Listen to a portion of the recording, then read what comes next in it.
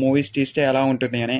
అదేవిధంగా రామాయణం మరి మహాభారతం కాకుండా మిగతా దేవుళ్ళ స్టోరీలు మరి హిస్టారిక్ మూమెంట్స్ కూడా తీసే అవకాశాలు పెరుగుతూ ఉన్నాయని అయితే చెప్పుకోవచ్చు.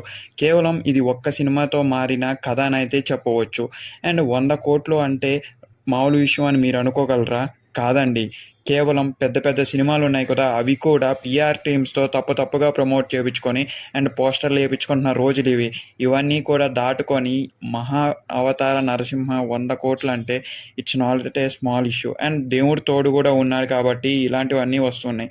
కేవలం ఇదొక యానిమేషన్ ఆర్ బొమ్మలు సినిమా అని అనుకునే వాళ్ళకి ఇది మళ్ళీ తిరగరాసిన సినిమా అని అయితే చెప్పవచ్చు. అండ్ ఇంత మంచి అవుట్పుట్ ఇచ్చిన డైరెక్టర్కి ఆల్వేస్ థ్యాంక్ఫుల్గా ఉంటూ ఆడియన్స్ తరపున మరియు మన ఛానల్ తరపున. అండ్ మన ఛానల్ని మీరు ఇంకా సబ్స్క్రైబ్ చేసుకోకపోతే సబ్స్క్రైబ్ చేసుకోండి గాయస్. ఇలాంటి కంటెంట్ ఎప్పుడూ వస్తూనే ఉంటుంది. అండ్ మన టెలిగ్రామ్ మరియు వాట్సాప్ కమ్యూనిటీలో కూడా జాయిన్ అయిపోండి.